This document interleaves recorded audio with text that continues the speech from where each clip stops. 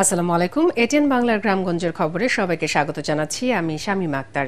শুরুতেই বিআরবি কেবল সংবাদ শিরোনাম।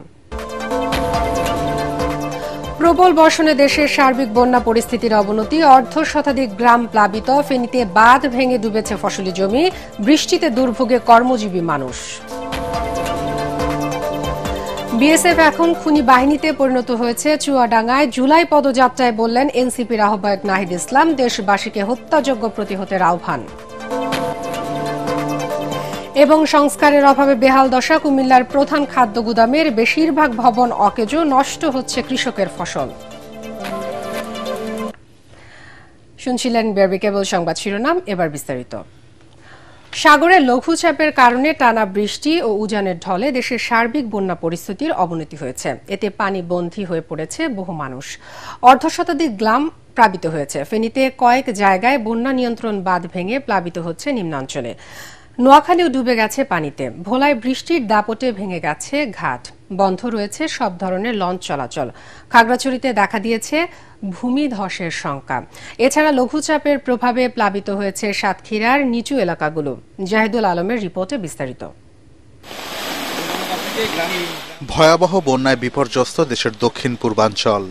পাহাড়ি ঢল আর টানা বৃষ্টিতে মুহুরী, হালদা, সাঙ্গু নদীর পানি বিপদসীমার উপর দিয়ে প্লাবিত হচ্ছে। শত শত গ্রামে পানিবন্দী হয়ে পড়েছেন লাখো মানুষ।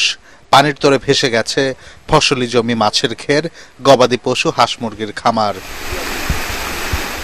সকালে ফেনী শহরের জলাবদ্ধতার কিছুটা উন্নতি হলেও ভারী বৃষ্টি আর উজানের ঢলে মুহুরী ও সিলোনিয়া নদীর পানির তোরে বন্যা নিয়ন্ত্রণ বাঁধের অন্তত 14টি স্থানে ভাঙন দেখা দিয়েছে। পানি বইছে বিপদসীমার 95 সেন্টিমিটার ওপর দিয়ে। এতে পানিবন্দী অন্তত 20 গ্রামের প্রায় 15,000 মানুষ। ফেনীতে গত 24 ঘন্টায় সর্বোচ্চ 306 মিলিমিটার বৃষ্টিপাত রেকর্ড করা হয়েছে। এখন আমাদের তো যাওয়ার কোনো ব্যবস্থা নাই, মূল্য এখানে থাকলে এখানে এখন আমরা কি করব? এখন খাড়ের উপর আমরা নিরাপদ না, খাড়ের উপর পর্যন্ত পানি উঠছে। আইনে তো কোনো মানুষ আসি আমাদের জিজ্ঞাসা করে নাই যে যেহেতু আপনারা খাইছেন কিনা, আপনারা কি অবস্থা আছেন। অবস্থা খুবই ভয়ানক হয়ে গেছে। দ্বিতীয়ত বাড়ি ঘরে মাল সামান আলো, জিনিসপত্র, পুকুরের মাছ, গাছ লই সবই শেষ। যদি আপনার বেড়িবাঁধ গুলো দেওয়া হতো বা সুন্দরভাবে দেওয়া হইলে আপনার যে পানিটা আসতো না। নোয়াখালীতে গত 24 ঘন্টায় 208 মিলিমিটার বৃষ্টিপাত রেকর্ড করেছে জেলা আবহাওয়া অফিস। এতে ডুবে গেছে এই অঞ্চলের বেশিরভাগ এলাকা। জেলা পানি উন্নয়ন বোর্ড বলছে, অতিরিক্ত বৃষ্টির কারণে জেলায় একদিনে পানি বেড়েছে 17 সেন্টিমিটার। 5 দিনের টানা বর্ষণে উপকূলীয় জেলা ভোলায় জনজীবন বিপর্যস্ত হয়ে পড়েছে। উপকূলের নিচু এলাকা প্লাবিত হয়ে দুর্ভোগে পড়েছেন শত শত পরিবার। বিভিন্ন স্থানে ভেঙে গেছে লঞ্চঘাট। এদিকে নিম্নচাপের কারণে নদী উত্তাল থাকায় পরবর্তী নির্দেশ না দেওয়া পর্যন্ত ভোলা থেকে বিভিন্ন রুটের লঞ্চ চলাচল বন্ধ ঘোষণা করা হয়েছে। এতে জরুরি প্রয়োজনে যাতায়াতকারী যাত্রীরা চরম ভোগান্তিতে পড়েছেন। এদিকে ভারী বর্ষণের কারণে খাগড়াছড়ি পার্বত্য জেলায় পাহাড় ধসের শঙ্কা দেখা দিয়েছে। বেশ কয়েকটি বিপজ্জনক এলাকায় বসবাসকারীদের সরিয়ে নিতে উদ্যোগ নিয়েছে প্রশাসন। স্থানীয়দের সতর্ক করার জন্য করা হচ্ছে মাইকিং। সাগরে লঘুচাপের প্রভাবে উপকূলীয় জেলা সাতক্ষীরায় ভারী বৃষ্টি হচ্ছে। প্লাবিত হয়েছে বসতঘর, ভেসে গেছে ফসলের ক্ষেত, মৎস্যঘের, ভেঙে পড়েছে স্যানিটেশন ব্যবস্থা। এতে চরম বিপাকে বানভাসী মানুষ। সাতক্ষীরা আবহাওয়া অফিস জানায়, গত 24 ঘন্টায় সাতক্ষীরায় 97 মিলিমিটার বৃষ্টিপাত রেকর্ড করা হয়েছে। এটি আগামী 2 দিন অব্যাহত থাকতে পারে। জাহিদুল আলম, এটিএন বাংলা। নারায়ণগঞ্জে দুদিনের অবিরাম বর্ষণে বিধ্বস্ত হয়ে পড়েছে নগর জীবন। শহরের প্রধান সড়ক বিডি রোড থেকে শুরু করে অলিগলি রাস্তার বৃষ্টির পানিতে ডুবে গেছে। ডিএনডি বাঁধের ভেতরে সৃষ্টি হয়েছে জলাবদ্ধতা। সেখানে বসবাসরত কয়েক লাখ মানুষ জলাবদ্ধতায় আটকে আছে।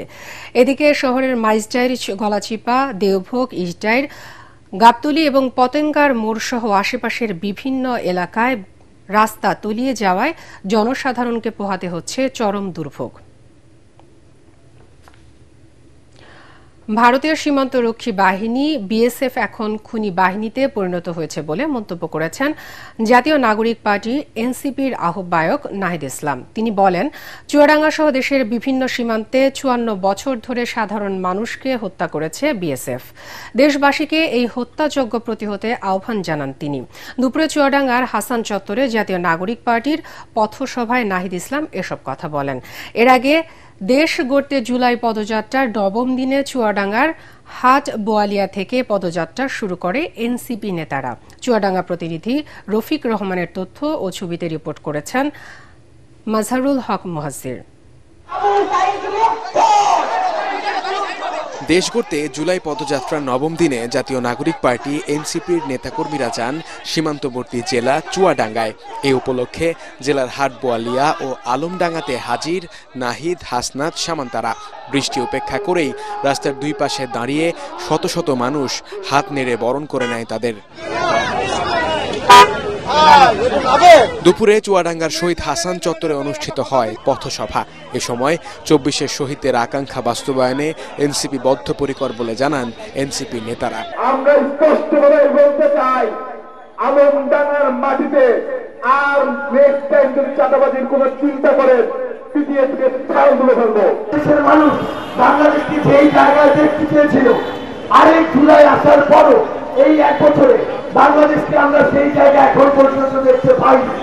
তাই আমাদেরকে একটা অভ্যুত্থানের পরেও নতুন একটি রাজনৈতিক দল করতে হয়েছে। গেল ১৬ বছর নির্বিচারে সীমান্তে হত্যা নিয়ে আবারও কঠোর হুঁশিয়ারি দেন দলের আহ্বায়ক নাহিদ ইসলাম। বলেন, বিএসএফ কোনো সীমান্তরক্ষী বাহিনী নয়, এটি একটি ভারতীয় খুনি বাহিনী। বিবিসি একটা রিপোর্ট করেছে, যেখানে দেখা যাচ্ছে শেখ হাসিনা নিজেই গুলি চালানোর সকল অর্ডার দিয়েছিলেন। এই মারণাস্ত্র ব্যবহারের জন্য শেখ হাসিনা অর্ডার দিয়েছিলেন। এই সকল হত্যাকাণ্ডের জন্য এই খুনি হাসিনা এবং তার দল আওয়ামী লীগ দায়ী। এ সময় যারা চাঁদাবাজ ও দুর্নীতিবাজদের পক্ষে আছেন তাদের বয়কট করার আহ্বানও জানান নাহিদ ইসলাম। যারা চাঁদাবাজ, দুর্নীতিবাজ, দখলদারিত্বের পক্ষে আছে, আপনারা তাদেরকে বয়কট করুন। জনগণের পক্ষে বাংলাদেশপন্থী রাজনীতি গড়ে তুলুন। চুয়াডাঙ্গার মানুষের উন্নয়ন, চুয়াডাঙ্গার মানুষের শিক্ষা, কর্মসংস্থান এর পক্ষে দাঁড়ান। জাতীয় নাগরিক পার্টির নেতৃবৃন্দ আপনাদের সাথে থাকবে। চুয়াডাঙ্গার পথসমাবেশ শেষে ঝিনাইদহে পথসভা ও পথসমাবেশ করে এনসিপি। এ সময় নাহিদ ইসলাম সহ ডাক্তার তাসনিম জারা, হাসনাত আব্দুল্লাহ, সার্জিস আলম এবং দলের কেন্দ্রীয় ও তৃণমূল পর্যায়ে নেতাকর্মীরা উপস্থিত ছিলেন। এর আগে মঙ্গলবার রাতে মেহেরপুরের মুজিবনগরে এনসিপির কার্যালয় উদ্বোধন করেন দলের আহ্বায়ক নাহিদ ইসলাম। 3টা মূলমন্ত্র এবং এই ঘোষণাপত্র পাঠ করা হয়েছিল এই মুজিবনগর থেকে। মাজহারুল হক মুহাজির, এটিএন বাংলা। সাম্য দেশব্যাপী জুলাই পদযাত্রার অংশ হিসেবে আগামী শুক্রবার জাতীয় নাগরিক পার্টি এনসিপির কেন্দ্রীয় নেতারা খুলনা যাচ্ছেন। এনসিপি নেতাদের খুলনা আগমনকে কেন্দ্র করে জুলাই পদযাত্রা বাস্তবায়ন কমিটি ও এনসিপি মহানগর সংগঠকরা পৃথকভাবে সংবাদ সম্মেলন করেছেন। খুলনা প্রেস ক্লাবের সংবাদ সম্মেলনে জুলাই পদযাত্রা বাস্তবায়ন কমিটিটি জেলা শাখার পক্ষ থেকে আহ্বায়ক মাহমুদুল হাসান ফয়জুল্লাহ লিখিত বক্তব্য রাখেন। অপরদিকে কর্মসূচিকে সফল করতে এনসিপি মহানগর শাখার পক্ষ থেকে খুলনা প্রেস ক্লাবে অপর এক সংবাদ সম্মেলনে বক্তব্য রাখেন ফরিদ আহমেদ পাঠান।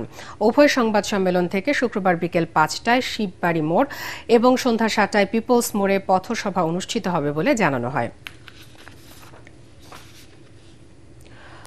সংস্কার আর নির্বাচন নিয়ে নানা ধরনের কথা শোনা যাচ্ছে। নির্বাচনকে পেছানোর এ ধরনের অপকৌশল কোনো কাজে লাগবে না বলে মন্তব্য করেছেন বিএনপির সিনিয়র যুগ্ম মহাসচিব অ্যাডভোকেট রুহুল কবির রিজভী। দুপুরে রাঙামাটির নানিয়ারচরে পাহাড়ের গোল্ডেন গার্ল ফুটবলার ঋতুপর্ণার অসুস্থ মাকে দেখতে গিয়ে তিনি এ মন্তব্য করেন।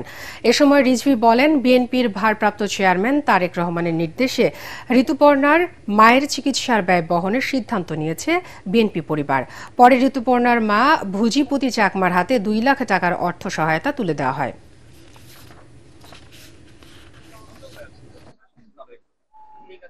নির্বাচন নিয়ে নানা ধরনের নির্বাচনকে পেছানোর নানা বয়ান আমরা শুনতে পাচ্ছি, সেগুলো কোনো কাজে লাগবে না। আমরা চাই এই সমস্ত মানুষ যারা এখানে আছে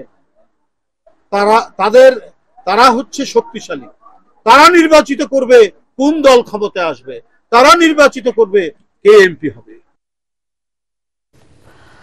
চোর ও দুর্নীতিবাজ হিসেবে প্রতিষ্ঠিতরা ক্ষমতায় গেলে দেশ আবারও দুর্নীতিতে চ্যাম্পিয়ন হবে বলে আশঙ্কা প্রকাশ করেছেন ইসলামী আন্দোলন বাংলাদেশের নায়েবে আমির সৈয়দ মোহাম্মদ ফয়জুল করিম।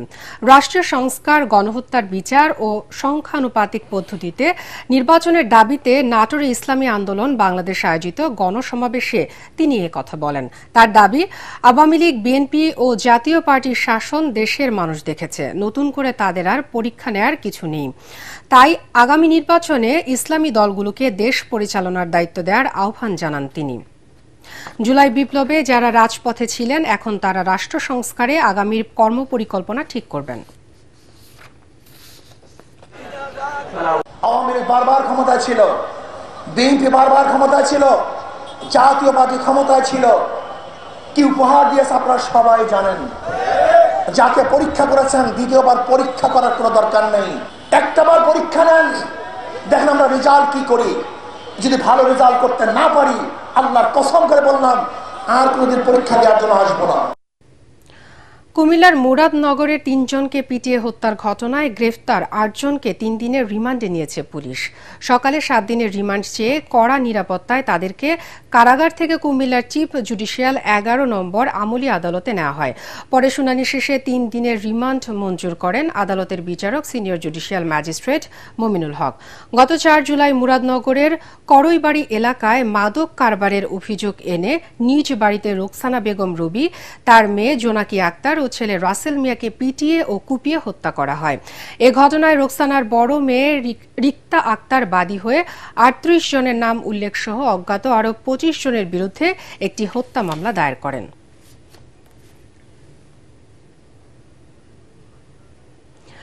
বৈষম্যবিরোধী ছাত্র আন্দোলনের ঘটনায় নারায়ণগঞ্জের সিদ্ধিরগঞ্জে গুলিতে নিহত জুতা কারখানার শ্রমিক সজল হত্যা মামলায় নারায়ণগঞ্জ সিটি কর্পোরেশনের সাবেক মেয়র ডাক্তার সেলিনা হায়াত আইভির জামিন আবেদন নামঞ্জুর করেছেন আদালত।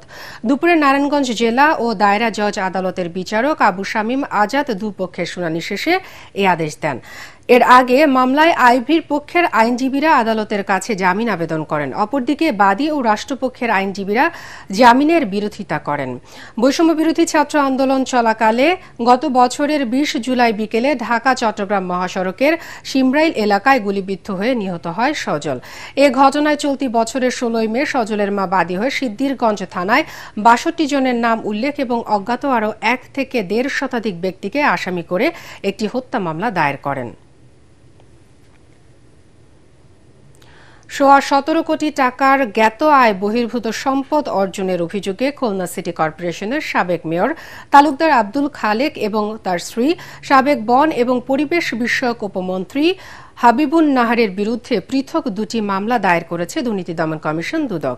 বিকেলে দুদকের খুলনা সমন্বিত জেলা কার্যালয়ে তালুকদার আব্দুল খালেকের বিরুদ্ধে মামলাটি দায়ের করেন দুদক খুলনা জেলার সহকারী পরিচালক রকিবুল ইসলাম এবং হাবিবুন নাহারের বিরুদ্ধে মামলাটি দায়ের করেন উপ সহকারী পরিচালক আশিকুর রহমান। চট্টগ্রামের মিরসরাইয়ে পাহাড়ে মেলখুম ট্রেইল ভ্রমণে গিয়ে ২ পর্যটকের মৃত্যু হয়েছে, আহত হয়েছে আরও ৩ জন। দুপুরে উপজেলার সোনাপাড়া এলাকায় এ ঘটনা ঘটে। নিহতরা হলেন গালিব ও হৃদয়, তাদের বাড়ি ফেনী বলে জানা গেছে। আহতদের মিরসরাই উপজেলা স্বাস্থ্য কমপ্লেক্সে ভর্তি করা হয়েছে।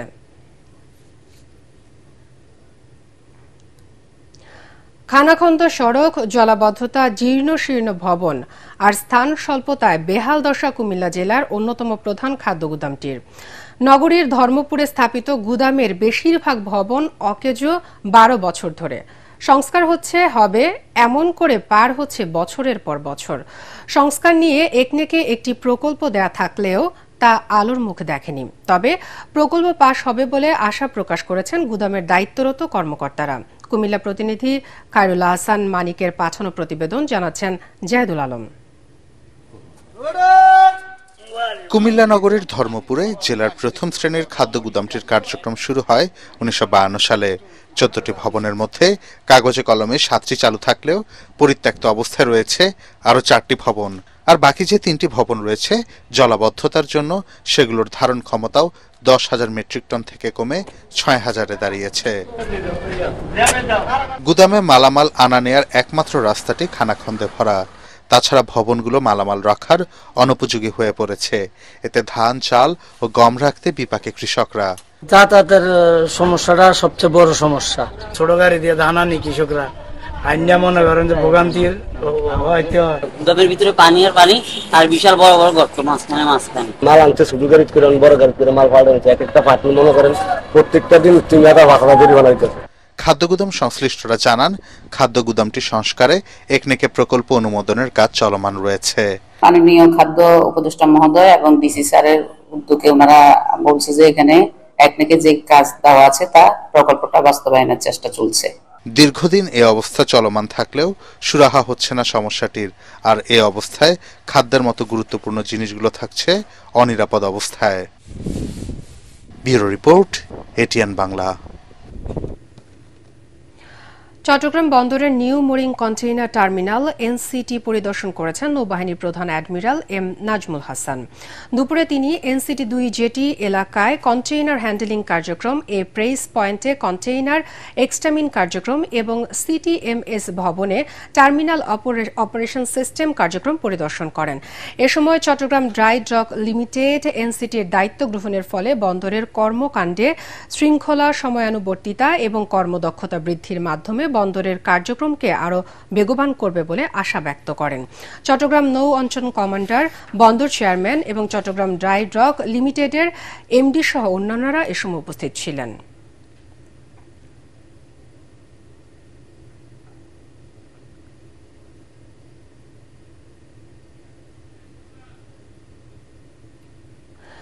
দিনাজপুরের পার্বতীপুরে বড়পুকুরিয়া কয়লা খনির ভূগর্ভস্থ 1309 নম্বর ফেজে হাইড্রোলিক্স যন্ত্রপাতির নিচে চাপা পড়ে চীনা শিফট ম্যানেজার ওয়াং জিয়াংগো নিহত হয়েছেন। মঙ্গলবার বিকেলে খনির নিচে কাজ করার সময় হঠাৎ একটি হাইড্রোলিক্স জগের নিচে তিনি চাপা পড়েন। এ সময় সহকর্মীরা তাকে উদ্ধার করে গুরুতর আহত অবস্থায় রংপুর মেডিকেল কলেজ হাসপাতালে নিয়ে গেলে কর্তব্যরত চিকিৎসক তাকে মৃত ঘোষণা করেন। বড়পুকুরিয়ার কয়লা খনির ব্যবস্থাপনা পরিচালক সাইফুল সরকার দুর্ঘটনার সত্যতা নিশ্চিত করেন। ঢাকা বিশ্ববিদ্যালয়ের অধিভুক্ত বাতিল করে Bangladesh institute of technology BIT গঠনের এক দফা দাবিতে ব্লকেট কর্মসূচি পালন করেছে ময়মনসিংহ ইঞ্জিনিয়ারিং কলেজের শিক্ষার্থীরা। নগরীর বাইপাস সড়কের রহমতপুর মোড়ে ময়মনসিংহ টাঙ্গাইল সড়কে সকাল থেকে এই কর্মসূচি শুরু করে তারা। এতে সড়কের 3 পাশে ব্যাপক যানজটের সৃষ্টি হয়। পরে জেলা ও পুলিশ প্রশাসন এবং সেনাবাহিনীর আশ্বাসে প্রায় 5 ঘণ্টা পর ব্লকেট কর্মসূচি প্রত্যাহার করেন শিক্ষার্থীরা। জুলাই আগস্ট বিপ্লবের স্মৃতিচিহ্ন হিসেবে ও জুলাই গণ অভ্যুত্থানের স্মরণে সিরাজগঞ্জে জুলাই স্মৃতিস্তম্ভ নির্মাণ কাজের উদ্বোধন করা হয়েছে। দুপুরে সিরাজগঞ্জ বাজার স্টেশন মুক্তির সোপান চত্বরে জুলাই স্মৃতিস্তম্ভ নির্মাণ কাজের উদ্বোধন করেন জেলা প্রশাসক মোহাম্মদ নজরুল ইসলাম। জেলা বিএনপির সাধারণ সম্পাদক সাইদুর রহমান বাচ্চু সহ বিভিন্ন রাজনৈতিক দল ও বৈষম্য বিরোধী ছাত্র আন্দোলনের জেলার নেতারা এ সময় উপস্থিত ছিলেন। জুলাই আগস্ট গণ অভ্যুত্থানে ছাত্র জনতা ও পুলিশ সহ সিরাজগঞ্জ জেলায় নিহত হয় 29 জন।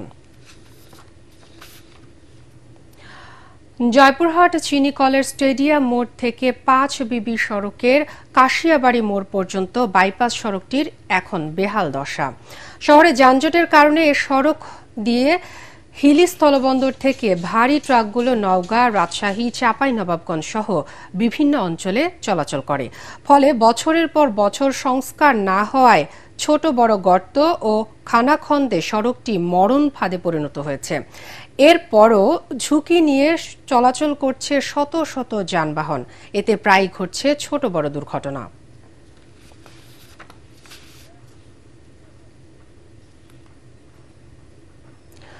মৌসুমের শুরুতে বৃষ্টিপাত হওয়ায় চাঁপাইনবাবগঞ্জে শুরু হয়েছে আমন ধানের আবাদ। জেলার কৃষকরা উপশ্রী এবং হাইব্রিড জাতের আমন ধান আবাদে এখন মাঠে মাঠে ব্যস্ত সময় পার করছেন। কেউ জমিতে আমনের চারা রোপণ করছেন, কেউ চাষ দিয়ে প্রস্তুত করছেন জমি। প্রয়োজনীয় বৃষ্টি হলে জমিতে সেচ খরচ সাশ্রয় হবে এমন প্রত্যাশা চাষিদের। কৃষি বিভাগ জানায় এবছর চাঁপাইনবাবগঞ্জ জেলায় ৫৪,৪১৫ হেক্টর জমিতে আমন আবাদের লক্ষ্যমাত্রা নির্ধারণ করা হয়েছে। আর এ থেকে সম্ভাব্য উৎপাদন ধরা হয়েছে ১,৯৩,১৪৪ মেট্রিক টন চাল। আর এজন্য কৃষি বিভাগের পক্ষ থেকে আমন চাষিদের সব ধরনের পরামর্শ দেওয়া হচ্ছে।